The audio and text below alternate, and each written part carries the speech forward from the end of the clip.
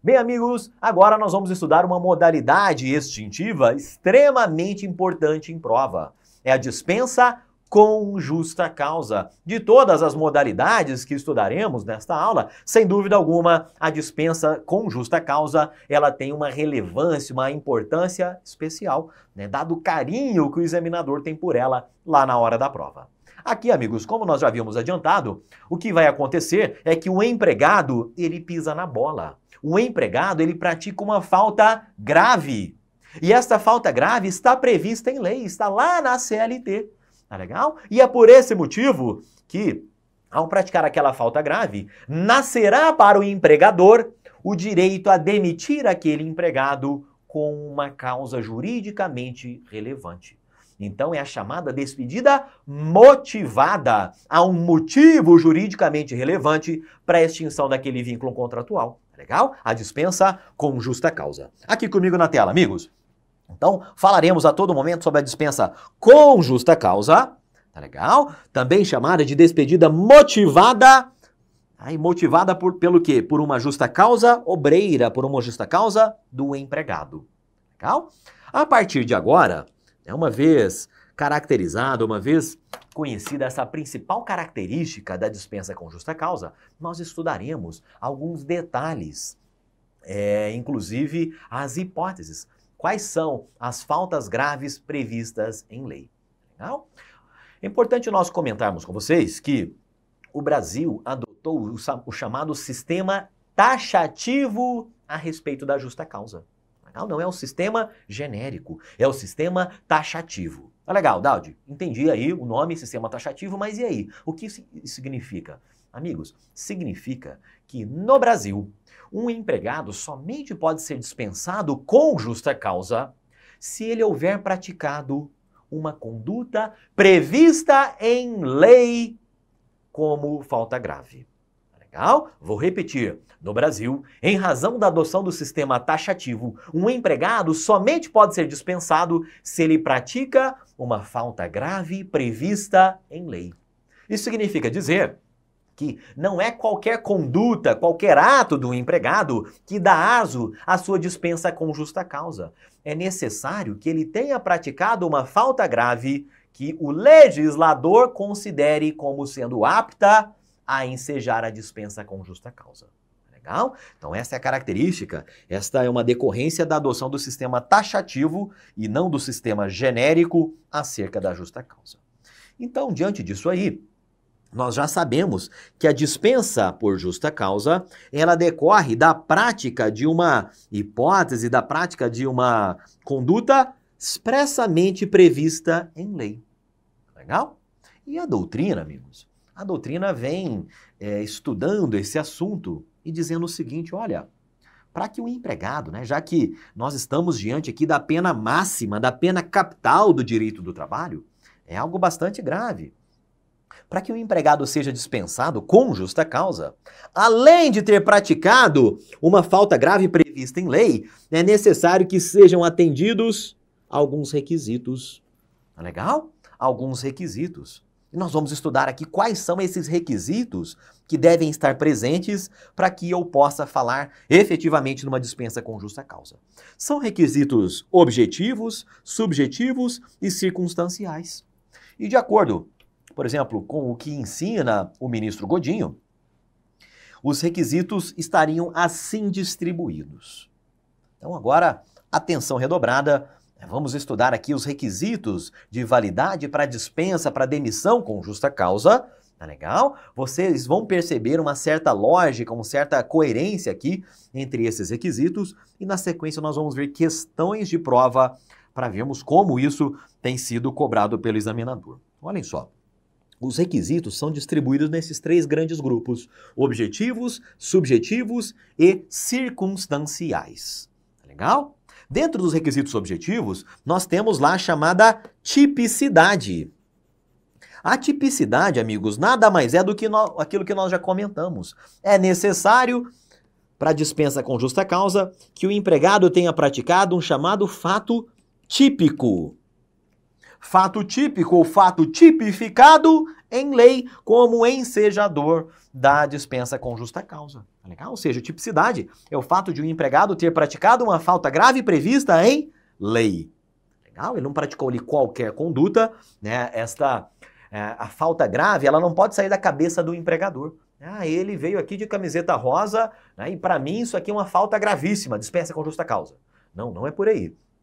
Somente pode ser dispensado se ele pratica uma conduta que o legislador reputou como sendo grave o suficiente para ensejar a demissão. Tá legal? Isto é a chamada tipicidade, requisito objetivo da dispensa com justa causa. Muito bem, agora, amigos, outro requisito objetivo é a gravidade da conduta. Nós já comentamos, estamos diante aqui de uma sanção bastante grave a ser aplicada ao empregado. Legal? Em razão disto, é necessário que, além de ter praticado um fato típico, é necessário que a conduta seja grave.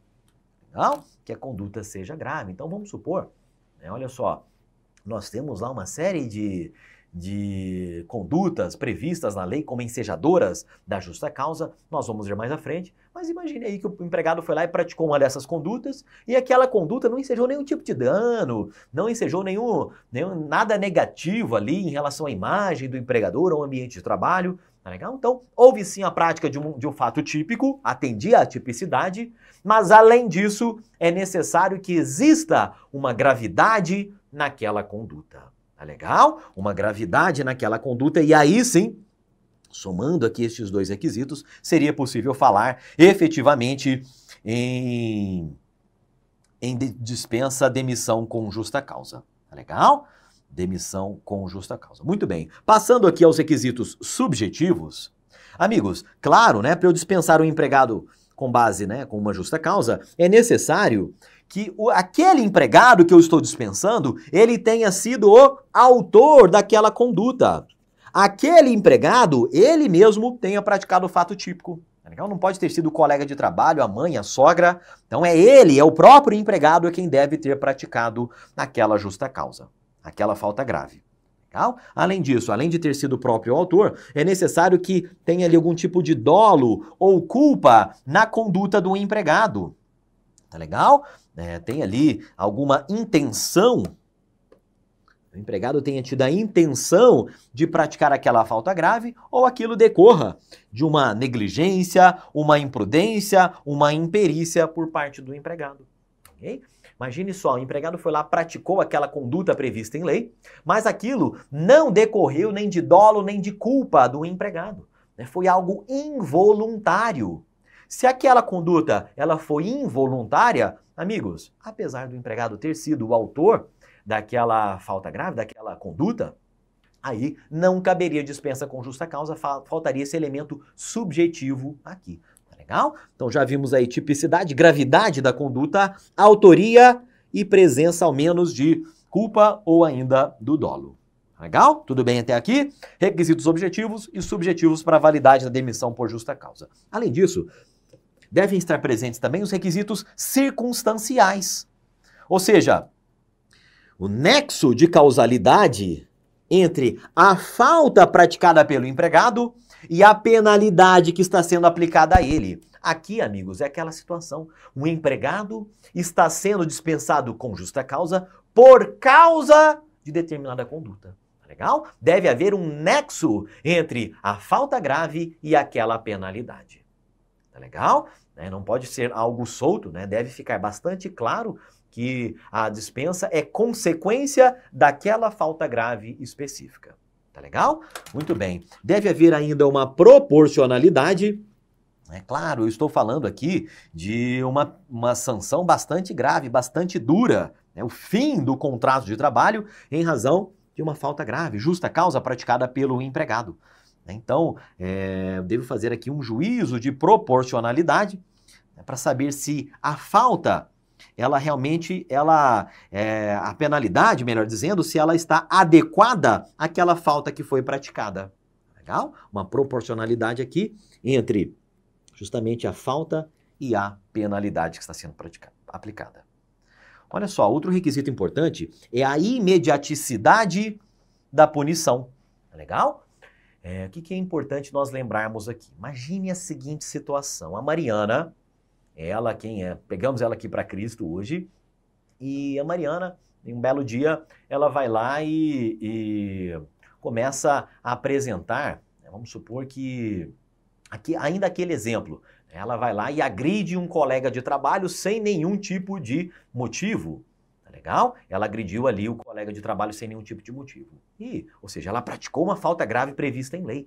Grave, né? Enfim, ela teve ali a intenção de praticar aquela falta grave, então estão atendidos os requisitos objetivos e os subjetivos. Mas vejam só, ela pratica isso, legal? E o empregador nada faz. O empregador nada faz.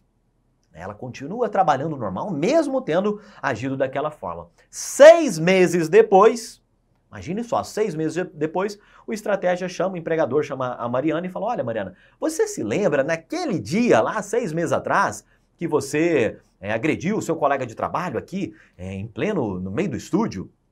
Então, por causa daquilo, eu vou te demitir por justa causa. Então, esta situação, esse exemplo, estaria desrespeitando este requisito aqui da imediaticidade da punição. Tá legal? Então, vejam, se houve ali um período de tempo extremamente longo entre a ciência do empregador, né, de que o empregado praticou aquela falta, e a efetiva aplicação da sanção. Legal? Deve haver ali um lapso curto entre a ciência do empregador e a aplicação da sanção. Ah, Daldi, eu entendi, mas o que acontece? Em algumas situações, o empregado pratica a falta grave e ninguém fica sabendo. Vamos supor, o empregado vai lá e, eventualmente, ele furta algum equipamento da empresa, ele começa a furtar ali alguns bens da empresa, está praticando ato de improbidade previsto em lei como falta grave. Tá legal? Mas vejam, o empregado fez isso, mas o empregador nunca ficou sabendo. Ele ficou sabendo só 2 anos após a prática daquele ato. Tá legal? Então vejam só. E aí, ele poderia aplicar a sanção ao empregado mesmo sendo 2 anos depois? Amigos, em tese sim. Por quê? Porque essa imediaticidade da punição tem a ver não toma por base a data em que a conduta, a data em que o ato foi praticado, não. Toma por base a data em que o empregador tomou ciência daquela falta grave.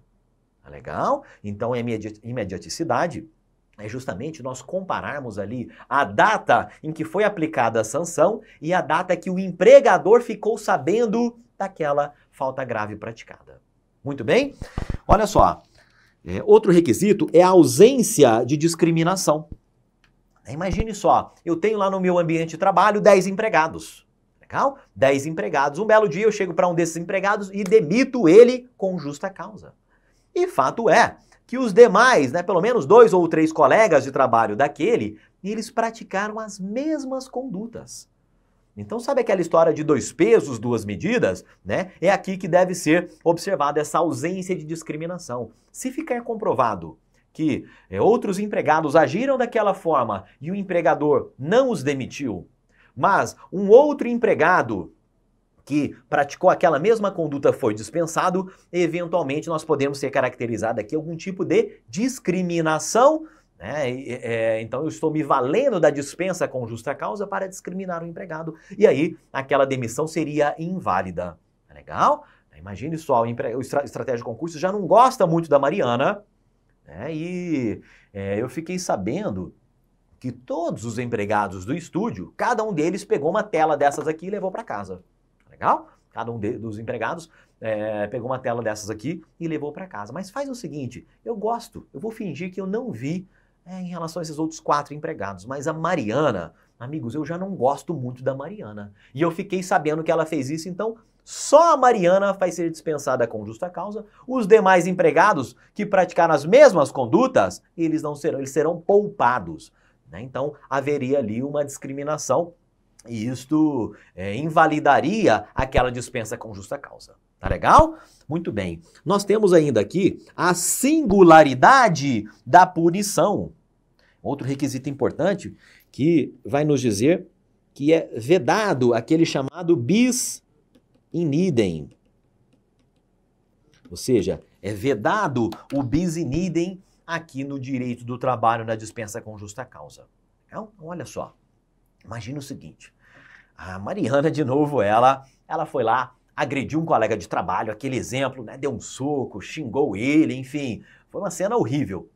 E aí o empregador fica sabendo, chama a Mariana para conversar e acaba dando uma colher de chá para ela. Fala assim, olha, Mariana, eu poderia até dispensá-la, mas faz o seguinte, eu vou te dar aqui uma suspensão.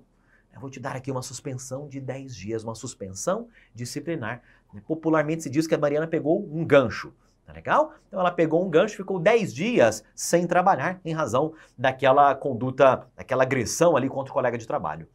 Depois que ela volta ao trabalho, o empregador já chama ela na sala dele e fala, olha, Mariana, pensando bem, aquilo que você praticou é muito grave e pensando bem, eu vou demiti-la com justa causa. Aí, amigos, aquela demissão já seria inválida, porque ele já aplicou uma sanção ao empregado em razão daquele ato, daquela conduta que foi a suspensão. Então, a cada conduta, a cada fato, uma única sanção. Legal? Eu não posso aplicar duas sanções, se eu já apliquei-lhe uma advertência, já apliquei uma sanção, eu não poderia demitir o empregado em razão da mesma conduta. Tá legal? Então isso seria o requisito aqui da singularidade da punição. E por fim, o caráter pedagógico do exercício do poder disciplinar. Legal? Em muitos casos, o empregador ele vai perceber que aquela conduta, ela vai prejudicar o ambiente de trabalho. Eventualmente ela vai contaminar ali as atitudes, as ações de outros colegas de trabalho. É legal? Então, para preservar ali a ordem, para preservar ali o ambiente de trabalho ali dentro da empresa, ele vai lá e atua, né, dispensa ali aquela empregada também com um viés pedagógico. Tá legal? Então, esses seriam os requisitos. Né? Vamos voltar aqui para a tela.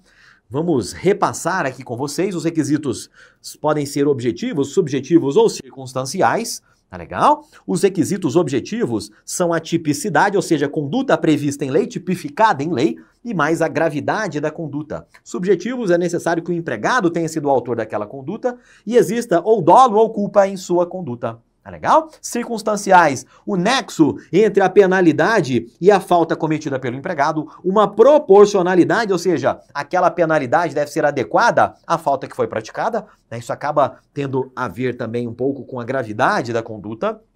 A imediaticidade da punição em relação à data em que o empregador tomou ciência daquele fato, a ausência de discriminação, o não bis in idem, ou seja, singularidade da punição, e o caráter pedagógico do exercício do poder disciplinar. Legal? Olhem só como isso pode aparecer em prova. Nós temos aqui uma primeira questão que diz o seguinte: a falta grave, capaz de acarretar a dispensa do empregado com justa causa. E aí vem. Letra A. Deve ser apurada pelo empregador, que terá o prazo máximo de 15 dias para realizar a sindicância interna e punir o empregado. Pessoal, não tem nada disso. Legal? Não tem nada disso. Não existe esse prazo máximo aqui de 15 dias. Né? Nós sabemos que existe lá o requisito da imediaticidade, mas é algo subjetivo. Não existe um parâmetro objetivo fixado na legislação. Legal? E ainda, nem sempre o empregador precisa abrir ali uma sindicância, né? Formalizar ali um processo de apuração. Legal? B. Deve ter sido punida pelo empregador com a aplicação de 3 advertências e pelo menos uma suspensão. Pessoal, também não existe nada disso. Muita gente é levado a crer que o empregado, né, somente pode ser dispensado com justa causa se antes ele recebeu uma advertência, 2, 3 advertências e a quarta, a gota d'água, seria dispensa com justa causa. Amigos, a lei não nos traz estes requisitos. Tá legal? Isso não decorre lá do texto da CLT. Bacana? Então não há essa necessidade aqui de prévias advertências e suspensões. C. Não precisa estar prevista em lei, bastando que seja considerada grave pelo empregador. Não. Nós já vimos, o sistema brasileiro ele é taxativo. Né? Quem considera algo ali como suficiente para ensejar a justa causa é o legislador e não o empregador. O sistema taxativo é necessário que tenha a tipicidade da conduta. A letra D deve, além de estar prevista em lei, legal, tipicidade, sistema taxativo, ser atual. Porque a falta cometida pelo empregado e não punida entende-se como perdoada. E aqui na letra D nós temos o nosso gabarito e se refere à chamada imediaticidade da punição. Tá legal? Então, o empregador, ao tomar ciência, ele deve já começar a atuar ali no sentido de aplicar a sanção ao empregado, né? Caso ele queira demiti-lo com justa causa. Tá legal? O que não pode é ele esperar um longo tempo para só então resolver agir e dispensar o empregado. Tá legal? Então deve haver aqui uma certa imediaticidade na sanção aplicada. Letra E, não precisa estar prevista em lei. Isso aí eu já sei que está errado. Outra questãozinha sobre esse tema diz o seguinte: no tocante às infrações obreiras relacionadas à rescisão do contrato de trabalho com justa causa, o nexo causal entre a falta e a pena aplicada e a imediaticidade da punição, olhem só o detalhe cobrado nessa questão, são especificamente requisitos. E nós sabemos que os requisitos objetivos eles são apenas dois, a tipicidade e a gravidade. Sabemos que os requisitos subjetivos também são apenas dois. O empregado deve ter sido o autor e deve haver ali dolo ou culpa na conduta. Tá legal? Então não são objetivos e não são subjetivos. Então aqui nós estamos diante de dois requisitos circunstanciais, tá legal? Circunstanciais para a aplicação da sanção de dispensa com justa causa, gabarito, letra C. Legal? Gabarito aqui, letra C. Agora, amigos, nós vamos encerrar esse bloco aqui e no próximo bloco nós retornaremos com as hipóteses de justa causa previstas em lei.